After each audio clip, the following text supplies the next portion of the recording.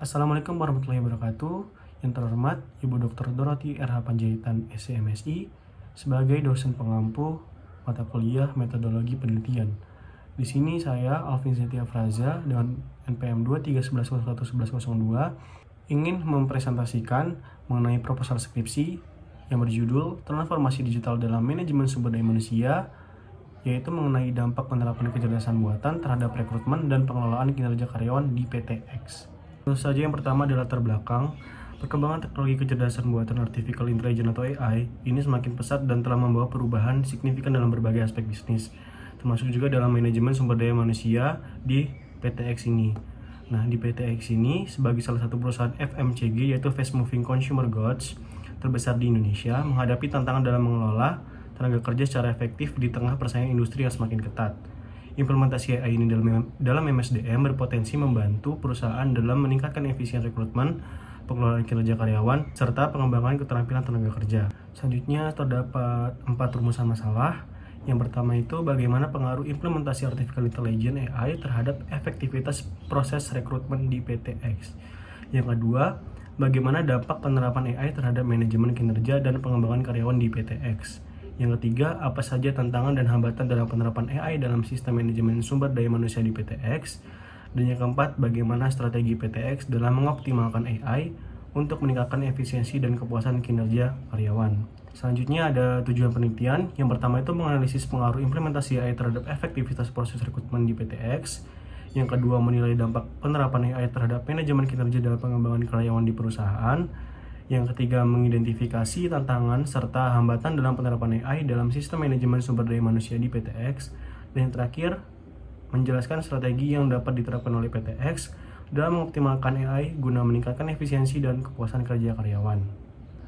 Selanjutnya, manfaat penelitian. Yang pertama ada manfaat teoritis, yaitu menambah wawasan dalam bidang manajemen sumber daya manusia terkait penerapan teknologi AI dalam dunia industri.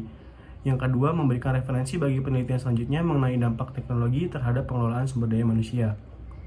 Selanjutnya ada manfaat praktis. Yang pertama, memberikan wawasan bagi PTX tentang bagaimana AI dapat dimanfaatkan untuk meningkatkan efektivitas manajemen sumber daya manusia.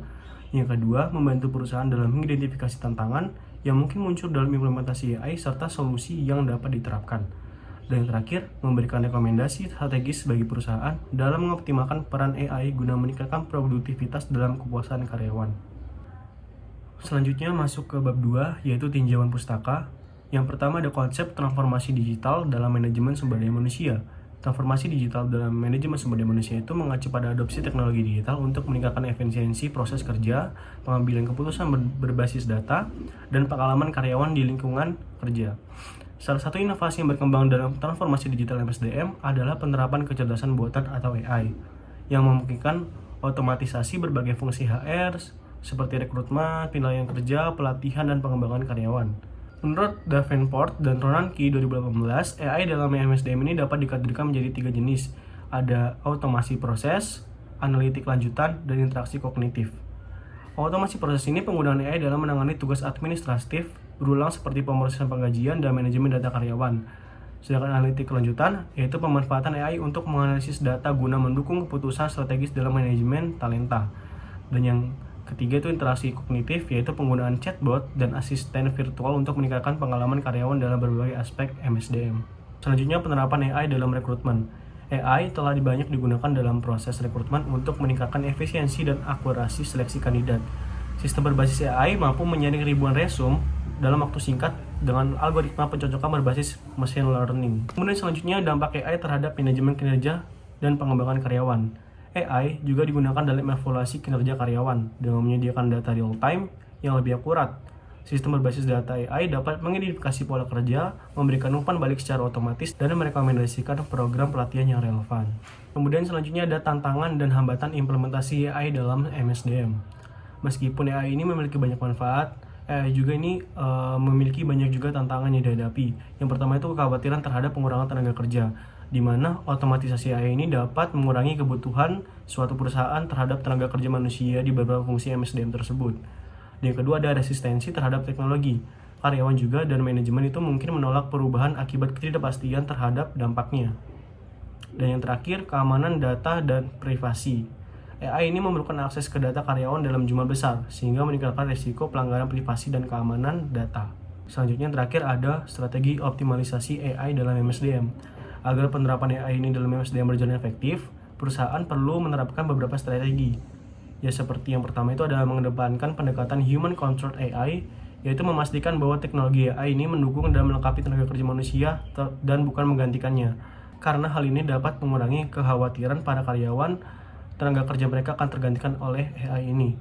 Dan yang kedua ada pelatihan dan reskilling karyawan, memberikan pelatihan ulang kepada karyawan agar mereka dapat beradaptasi dengan perubahan teknologi yang ada. Dan terakhir yaitu transparansi dan etika, di mana perusahaan harus menetapkan pedoman etika dalam penggunaan AI, termasuk transparansi dalam pengambilan keputusan berbasis AI atau berbasis data. Selanjutnya kita masuk ke bab 3 yaitu metode penelitian. Yang pertama ada jenis penelitian. Penelitian ini dapat dilakukan dengan metode kuantitatif melalui perbandingan deskriptif dan kausal, dan efek kecerdasan buatan. AI ini dianalisis untuk proses manajemen dan manajemen layanan karyawan PTX. Pendekatan kuantitatif dipilih untuk mengukur penggunaannya, menggunakan teknologi operasional dan data buatan, dan menggunakan kecerdasan buatan. PTX memungkinkan efek tujuan teknis diukur sehingga pendekatan kuantitatif dipilih. Selanjutnya ada jenis dan sumber. Data yang digunakan dalam penelitian ini terdiri dari data primer dan data sekunder. Yang pertama itu ada data primer, di mana diperoleh dari distribusi survei, terutama di antara sistem langsung atau terkena dampak karyawan PTX yang bekerja di berbagai departemen. Survei ini dibuat menggunakan skala penarikan 5 poin dan mencakup indikator seperti efisiensi, transparansi, akurasi rekrutmen, dan pengakuan sistem evaluasi kinerja otomatis. Yang kedua ada data sekunder, diperoleh dari dokumen internal seperti laporan kinerja, SOP untuk perekrutan dan penilaian kinerja, majalah, artikel ilmiah, dan laporan industri terbaru yang berkaitan dengan penggunaan AI dalam HRM. Selanjutnya ada definisi variabel, yaitu ada 3. Yang pertama, kecerdasan buatan dalam MSDM, merupakan penerapan teknologi AI pada fungsi-fungsi MSDM seperti rekrutmen dan penilaian kerja. Indikatornya itu mencakupi penggunaan chatbot rekrutmen, sistem tracking pelamar, analisis data, dan feedback otomatis. Yang kedua ada efektivitas rekrutmen, yaitu diukur melalui indikator kecepatan proses, kualitas kandidat, serta kepuasan pengguna sistem rekrutmen. Yang ketiga ada pengelolaan kinerja karyawan, yaitu merujuk pada proses penilaian kinerja yang berbasis data dan otomatisasi, dengan indikator seperti kejelasan KPI, konsistensi evaluasi, dan transparansi dalam pemberian feedback. Selanjutnya yang keempat ada populasi dan sampel. Populasi dalam penelitian ini adalah seluruh karyawan di PTX, khususnya yang berada di divisi HR, dan divisi lain yang menggunakan sistem berbasis AI dalam aktivitas kerja sehari-hari. Teknik pengambilan sampel yang digunakan adalah purposive sampling, yaitu pemilihan sampel berdasarkan kriteria tertentu untuk menyesuaikan dengan tujuan penelitian. Kriteria inklusi dalam penelitian ini adalah karyawan yang telah bekerja minimal 1 tahun di PTX, terlibat atau terdampak oleh sistem rekrutmen dan pengelolaan kinerja berbasis AI. Yang ketiga, bersedia menjadi responden dan mengisi kuesioner secara lengkap. Jumlah sampel akan ditentukan dengan menggunakan rumus Slovin dengan tingkat kepercayaan 95%. Selanjutnya yang terakhir, teknik analisis data. Analisis data dalam penelitian ini dilakukan secara sistematis untuk menjawab perumusan masalah dan menguji hipotesis yang telah dirumuskan. Langkah-langkah yang diambil untuk analisis mencakup yang pertama itu pengumpulan dan pengelolaan data. Data primer dikumpulkan melalui penyebaran kuesioner daring kepada responden yang sesuai dengan kriteria penelitian.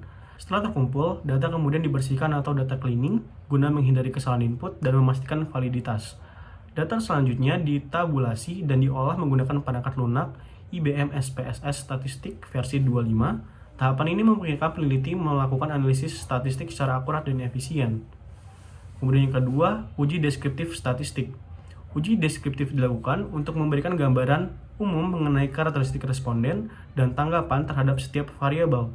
Data disajikan dalam bentuk distribusi frekuensi, nilai rata-rata, standar deviasi, minimum, dan maksimum.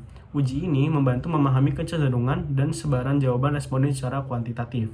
Dan terakhir ada uji normalitas. Untuk menentukan apakah data berdistribusi normal atau tidak, itu kita menggunakan uji Kolmogorov-Smirnov atau Shapiro-Wilk sesuai jumlah sampel. Uji ini penting karena normalitas data merupakan salah satu persyaratan analisis regresi linear. Jika nilai signifikan lebih dari 0 atau 0,5, maka data dianggap distribusi normal. Sekian presentasi dari saya. Jika ada salah kata saya mohon maaf. Saya akhiri. Wassalamualaikum warahmatullahi wabarakatuh.